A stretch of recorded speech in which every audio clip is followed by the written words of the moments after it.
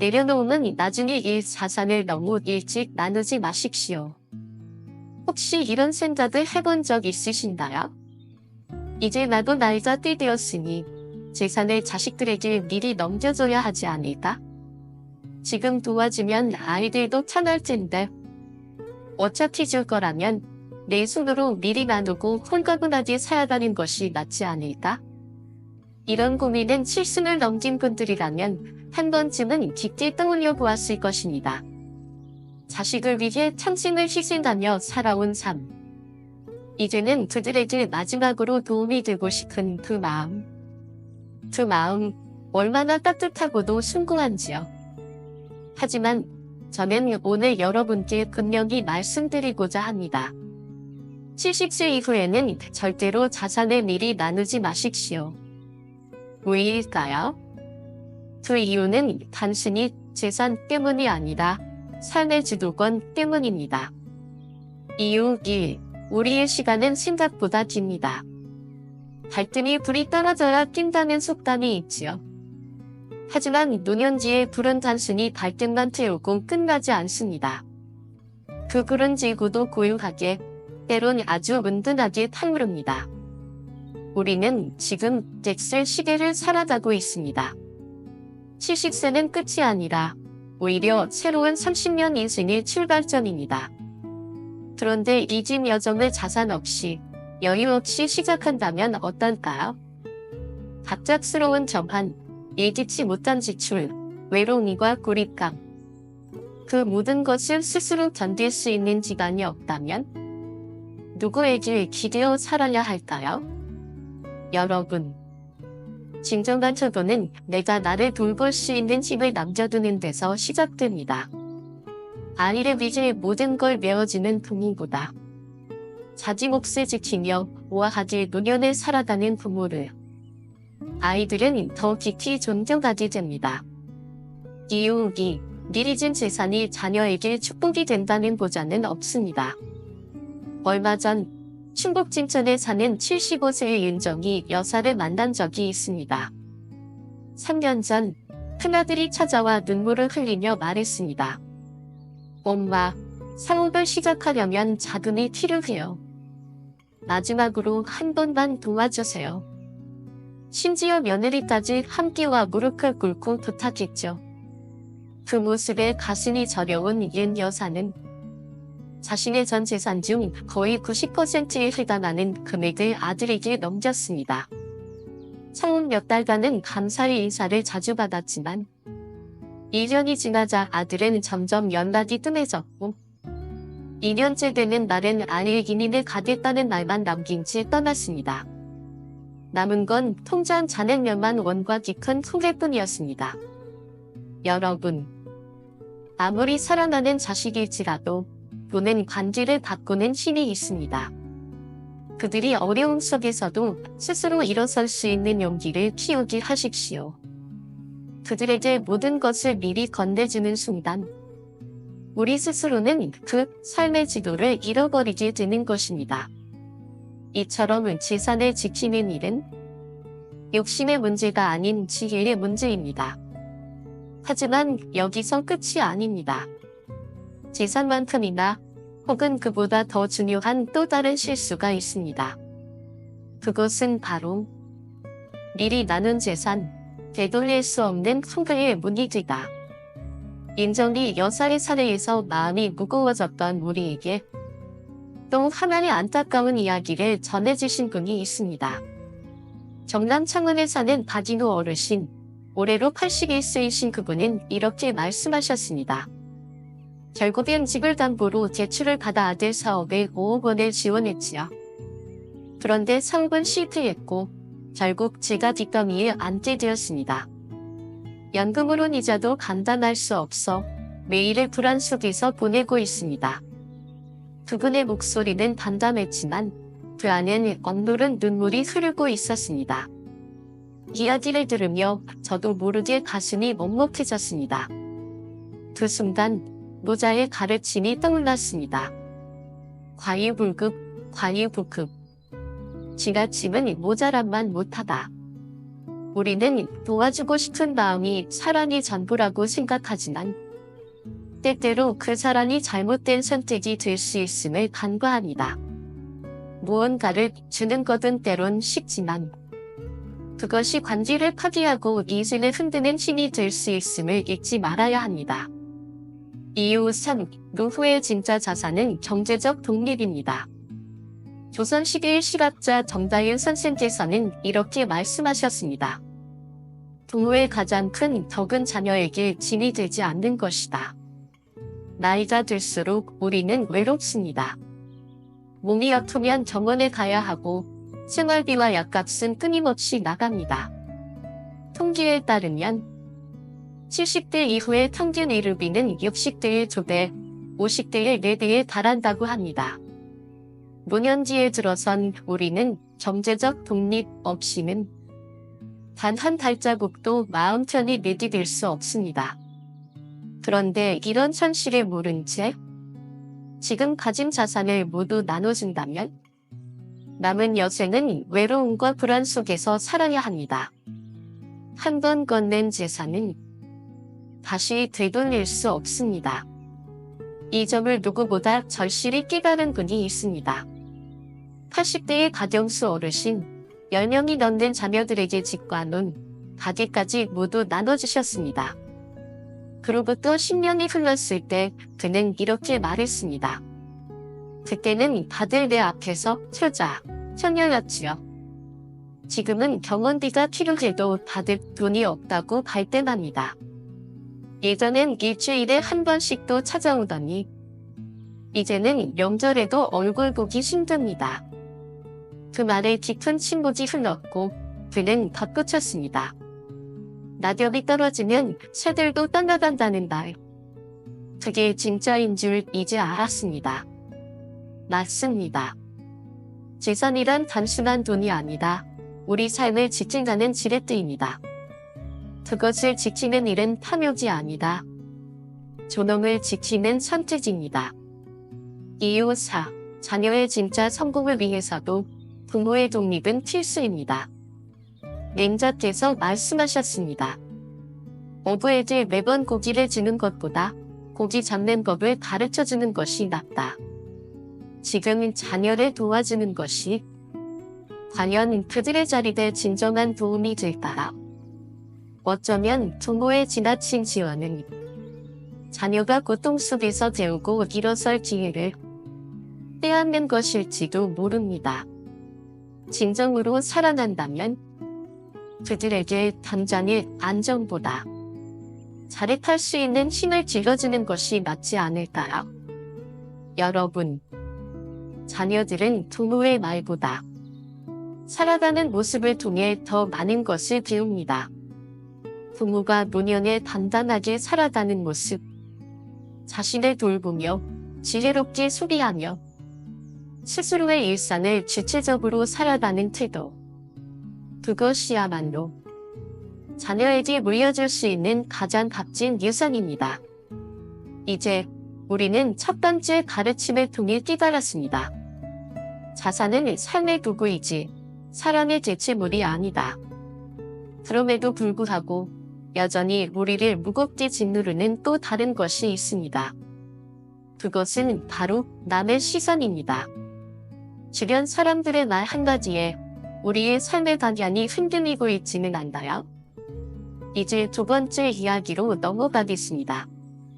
당신이 진짜 원하는 삶을 살기 위해 반드시 알아야 할 남의 시선이라는 함정에 대하여 나보다 남을 앞세우는 마음이 나를 해친다면 무리한 봉사는 진짜 나눔이 아닙니다.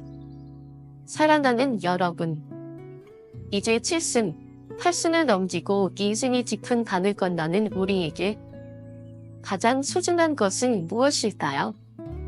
많은 분들이 말합니다. 남을 위해 의미 있게 살아야지. 이제는 세상의 보탬이 되는 삶을 살아야지. 그 따뜻한 마음, 정말 존경스럽고도 아름다운 일입니다. 정로당, 복지관, 교회, 사찰, 어디를 가든 늘 바쁘게 움직이시는 어르신들이 계십니다. 아침엔 뒤식 봉사, 낮에는 청소, 저녁에는 또 다른 활동. 쉴 틈 없이 남을 돕느라 자신의 몸은 뒷전이 된 분들. 스스로 건강하다고 여기기에 더 어려운 사람을 돕는 것이 당연하다고 느끼시는 그 마음. 하지만 날입니다. 오늘 저는 조심스럽게 그러나 꼭 드려야 할 말씀이 있습니다. 그것은 바로 건강을 담보로 한 봉사는 때로 당신 자신을 무너뜨리는 씨앗이 될 수 있다는 사실입니다. 박순자 할머니의 이야기. 며칠 전 저는 경기도 남양주의 한 복지관에서 한 어르신을 만났습니다. 이정자 할머니, 올해로 76세. 그분은 매일 아침 5시에 일어나 도시락 배달 봉사를 하셨습니다. 비가 오든 눈이 오든 항상 말없이 복지관으로 향하셨지요. 나보다 더 어려운 사람이 얼마나 많은데요. 아직 건강하니까 내가 할 수 있는 일을 해야죠. 할머니의 그 한마디가 저는 깊은 감동과 정의를 느꼈습니다. 하지만 그 말이 가슴에 오래 남은 이유는 곧 이어진 이야기 때문이었습니다. 작년 겨울 눈 덮인 골목길에서 미끄러져 심하게 넘어지셨고 허리 디스크는 물론 심장에도 무리가 와 지금까지 경원 신세를 지고 계십니다. 내가 그때 조금만 덜 움직였어도 이제는 도움을 받는 처지가 되어버렸네요. 그 한숨 섞인 말씀이 제 가슴에 깊게 남았습니다. 바로 그 순간 공자의 말씀이 떠올랐습니다.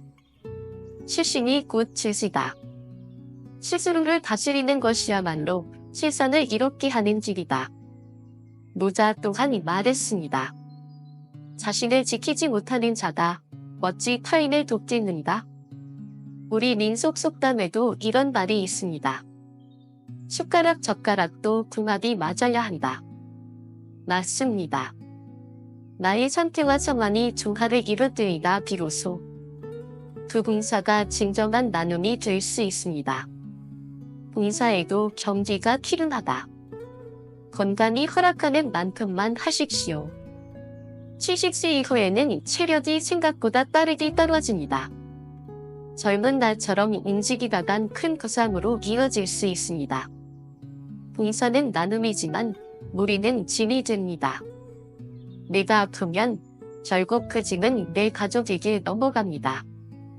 부으려던 마음이 도리어 걱정거리가 되지 않도록 조심해야 합니다.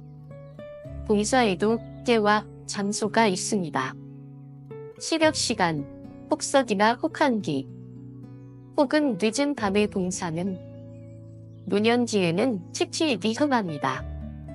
그렇다면 어떻게 해야 할까요? 지금부터 제가 드리는 5가지 지혜의 조언을 기억해 주세요. 제1 조언, 하루 2시간을 넘기지 마세요. 의학적으로 70세 이상 고령자의 경우 2시간 이상 같은 자세로 활동하거나 무리한 움직임을 지속하면 혈류순환 장애와 관장염, 심장 부담이 가중됩니다. 몸이 피곤하다는 신호는 그만하라는 경고입니다. 지혜로운 사람은 신호를 무시하지 않습니다. 제2 조언, 새벽과 한낮 봉사는 피하십시오. 기온 변화가 심한 시간대는 채취, 혈압, 관절, 심장에 치명적일 수 있습니다. 봉사는 내가 괜찮을 때 하는 것이지 나를 힘들게 해서 하는 것이 아닙니다. 제3조언, 매주 하루는 자기봉사의 날로 정하세요. 다른 이들을 위해 봉사하는 것도 좋지만 일주일 중 하루만큼은 나 자신을 위한 시간을 가지십시오. 좋아하는 음악을 듣거나 따뜻한 차 한 잔과 함께 창밖을 바라보는 시간. 이것이야말로 마음을 가꾸는 진짜 봉사입니다. 제4조언, 몸에 이상이 느껴지면 즉시 멈추세요. 어르신들의 가장 큰 실수는 조금만 더 하고 쉴게요 입니다. 이 조금이 쌓이면 정원 침대에서 몇 달을 보내야 할 수도 있습니다. 몸이 말하는 정보를 무시하지 마세요. 침묵 속에도 몸은 항상 진실을 말합니다. 제5조원, 봉사도 함께할 때 기쁨이 비가 됩니다. 혼자 무리해서 봉사하는 것보다 친구나 이웃과 함께 팀을 이루하는 것이 부담도 덜고 즐거움도 커집니다. 봉사는 고독한 추진이 아니라 함께 만들어가는 따뜻한 길이기 때문입니다. 이제 우리는 알게 되었습니다. 남을 위한 마음이 소중하다. 그보다 앞서야 하는 건 바로 자기 자신을 아끼는 지혜라는 것이라. 그렇다면 이제 남은 하나의 질문이 있습니다. 그렇다면 우리는 어떻게 나이 들수록 외로움 없이 품격 있게 살아갈 수 있을까요? 다음 시간에는 혼자서도 고요히 빛나는 노년의 품격에 대해 말씀드리겠습니다. 그 삶을 만드는 제3감, 관계의 독립과 외로움의 철학으로 함께 가보시죠. 지혜로운 나눔이 진짜 나눔입니다. 방금 전까지 저는 봉사의 아름다움과 동시에 그 이면에 숨겨진 위험과 경지에 대해 말씀드렸습니다. 이제 그 말씀을 구체적인 실천으로 연결짓는 마지막 5가지 조언을 다해 이 전을 마무리하고자 합니다. 제6조언, 새벽과 한낮, 봉사의 골든타임이 아닙니다. 의학적으로 새벽은 체온이 가장 낮고 한낮은 심장이 가장 무리를 받는 시간입니다. 이 시간대에 활동이 격해지면 심장과 혈압, 관절에 부담을 줄 수 있습니다. 건강에 민감한 시기인 만큼 자신의 리듬을 먼저 살피는 것이 중요합니다. 제7조원, 무거운 물건을 드는 봉사는 거절하십시오. 도시락 배달, 생필품 운반과 같은 봉사는 생각보다 관절과 허리에 큰 부담을 줍니다. 이런 역할은 젊은 봉사자들에게 양보하시고 여러분께서는 가벼운 안내 봉사나 이야기 친구처럼 부담 없는 활동을 선택하시기 바랍니다. 제8조원, 실내 봉사를 선택하십시오. 날씨의 변화가 크고 기온에 민감한 노년기에 실외 활동은 많은 위험을 동반합니다. 도서관 정리, 민원 안내, 상담 도우미 같은 실내에서 할 수 있는 봉사는 지속 가능성과 안전성 면에서 탁월한 선택입니다. 제9조원, 내일보다는 주 2, 3회로 스케줄을 조정하세요. 매일 봉사를 하다 보면 피로가 쌓이기 쉽습니다. 중간중간 하루 이틀의 휴식기를 두는 것이 몸과 마음 모두를 건강하게 유지하는 비결입니다. 제10조원, 봉사는 희생이 아니라 기쁨입니다. 우리는 종종 나눔을 자기를 줄이는 것이라고 착각합니다. 그러나 진정한 나눔이란 내가 가진 여유와 건강, 웃음을 함께 나누는 일입니다. 건강을 먼저 챙기고 기쁜 다음으로 봉사를 할 수 있을 때 비로소 그것은 지속 가능한 나눔, 그리고 진짜 나를 지키는 지혜가 되는 것입니다. 자, 이제 우리는 제2강에서 봉사라는 따뜻한 선택이 어떨 땐 부담이 될 수 있다는 사실을 배웠습니다. 남을 위해 무엇이든 해주고 싶은 마음은 소중하지만 먼저 나 자신을 지키는 것이 더 깊은 사랑이라는 것도 말이지요. 그런데 그보다 더 깊고 복잡한 문제가 있습니다. 그것은 바로 사랑이라는 이름으로 계속해서 반복되는 자녀의 요구입니다. 이제 우리는 다음 이야기로 들어가야 합니다. 제3강, 사랑인다, 의무인다, 자녀의 과도한 요구에 지혜롭게 대처하는 것. 당신이 끝없이 주는 사람이 되지 않기 위해, 그리고 자녀의 인생을 망치지 않기 위해 지금부터 중요한 이야기를 나누고자 합니다. 제3강, 끝없이 주는 사람이 과연 옳은가, 자녀의 요구에 현명하게 대처하는 것. 며칠 전 한 어르신으로부터 도착한 편지 한 통이 제 마음을 뭉클하게 만들었습니다. 그 편지에는 눈물로 적힌 삶의 고백이 담겨 있었습니다. 평생 자식들 뒷바라지만 하며 살았습니다. 이제는 제 통장까지 비워야 할 처지가 되었으며 도대체 어디까지가 사랑이고 어디부터가 희생인지 모르겠습니다. 편지의 주인공은 세 자녀를 두신 김우진 어르신 부부였습니다.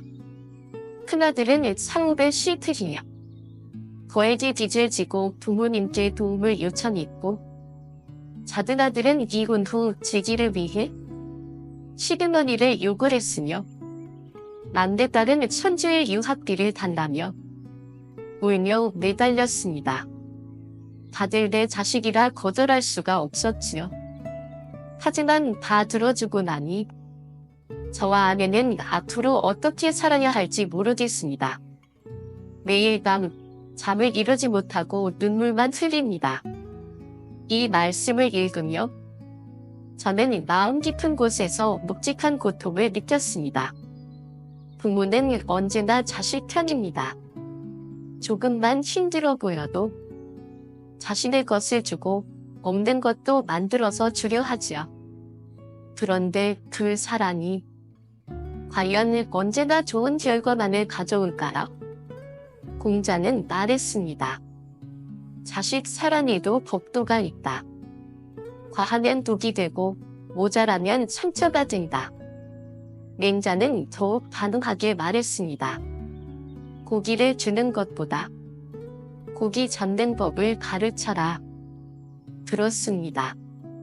부모의 과한 지원은 오히려 자녀를 망치고 그들의 삶에서 스스로 일어설 기회를 앗아갈 수 있습니다. 거절도 사랑이다. 부모의 품격 있는 선 그어주기. 자식이 부탁하면 거절할 수가 없어요. 많은 부모님들께서 이처럼 말씀하십니다. 눈앞에서 힘들어하는 자식, 그 얼굴을 보고서 어찌 모른 척할 수 있겠느냐는 마음이죠. 그 마음 너무도 이해가 됩니다. 그러나 그 마음이 사랑이라는 이름으로 자녀의 삶을 망치고 나의 노후를 무너뜨릴 수 있다면 그건 결코 온전한 사랑이라 할 수 없습니다. 제가 만난 한 가족 상담가는 이렇게 말했습니다. 그땐 부모님이 도와주시니까 당연히 받았죠. 그런데 이제 와서 생각해보니 그게 오히려 제게 독이 되었던 것 같아요. 스스로 거치고 배우는 법을 잃었거든요. 이 짧은 고백 속에는 부모와 자식 사이의 관계에 대한 진실이 담겨 있습니다. 사랑은 언제나 주는 것이 아니다. 때론 지혜롭게 거절하는 것도 사랑이다. 자녀를 사랑하면서도 자신의 삶을 지키기 위한 5가지 원칙. 지금부터 꼭 가슴에 새겨두시기 바랍니다. 제1원칙. 노후 생활비는 절대 손대지 마세요. 생활비는 생존의 근간입니다. 이건 천재기 문제가 아닙니다. 아무리 자녀가 급해도 문현지의 생활비는 절대 건드리지 마세요. 이것이 무너지면 남은 인생 전체가 흔들릴 수 있습니다.